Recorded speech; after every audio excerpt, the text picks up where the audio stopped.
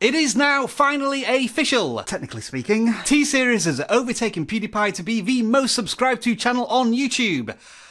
For 5 minutes. Yeah, this one's gonna need some explanation. vidIQ. vidIQ. vidIQ.com. First of all, let me apologise in advance if I'm a little cranky in this video because I went to this conference earlier on in the week.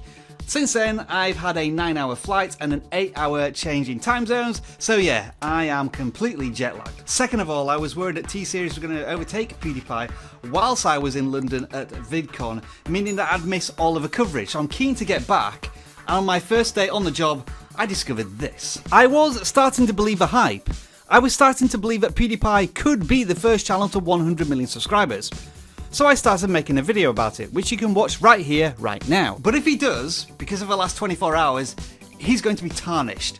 He's not going to have a clean win. There's going to be an asterisk against his name. And that's because on Friday the 22nd of February, there is evidence that T-Series was ahead of PewDiePie as the most subscribed to channel on YouTube. But how can that be? When I checked my own sub count stream earlier on in the day, PewDiePie was comfortably ahead by over 25,000 subscribers, and the numbers continue to rise. Presumably in large part thanks to Elon Musk's own me review video that went out on the PewDiePie channel. But just as I was wrapping up the video, I came across 2 videos on YouTube that didn't make any sense.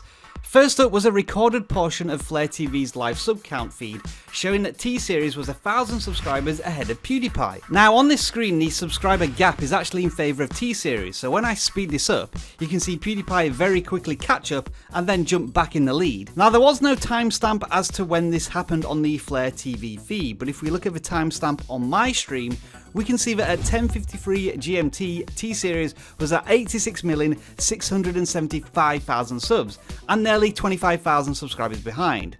On the Flare TV feed, they were 1,000 subscribers ahead at 86,670,000 subscribers. Now at this point you could be thinking, could this footage be faked? And it is entirely possible. So I needed to back it up with another video, and I found one. Right guys, this is a video on Bad's Extra. Welcome to the channel.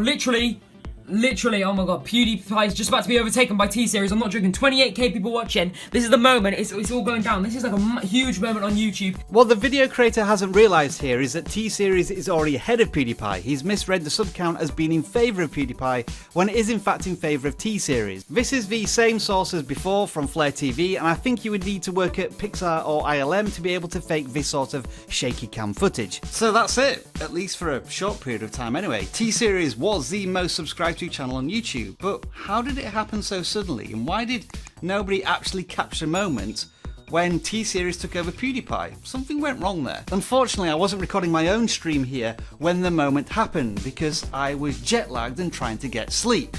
That's why I'm cranky. But I'm sure at some point in the next day or two, somebody's going to bring out a recording with the actual evidence of when the sub count suddenly went in favour of T-Series. Because it must have happened all of a sudden, and I think this is why it happened. Literally days earlier, we asked our community if they thought PewDiePie would get to 100 million subscribers first. Most of the community did think yes, he would, but there was one comment that almost read like a prophecy. Ground Control said, "The issue with this race is I feel like there's a ton of random accounts being created. Just subscribe to Pews. No longer is PewDiePie organically staying number 1. If that's the case, YouTube could easily do another audit and make T-Series number 1. So what we're talking about here is when YouTube does a purge of a channel's subscribers. They make sure they're all legitimate and get rid of the ones that appear to be fake. And when YouTube have done this in the past, they've warned their users like they did at Christmas. But YouTube frequently do these purges without telling anybody, usually 3 or 4 times a year. Now props here to Social Blade for their hourly sub count stats that show that on the 22nd of February at 4 PM, PewDiePie underwent a mini purge that cost the channel somewhere in the region of 6,000 subscribers. T-Series suffered no such loss in numbers, which resulted in a total swing of around about 10,000 subscribers during that hour. But as you can see, the numbers show that at the top of the hour, T-Series was never in the lead. Their reign as the most subscribed to channel on YouTube likely lasted 20 minutes at best. And there you have it, mystery most likely solved. To be honest, with this subscriber race being so close and for so long, the only surprising thing is that this hasn't happened before and to a much larger degree. All of which leaves us with one burning question.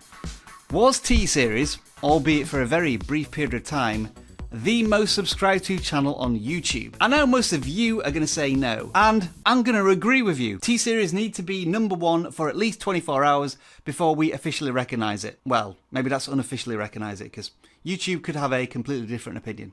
I don't know, I'm jet lagged, I'm off. See ya!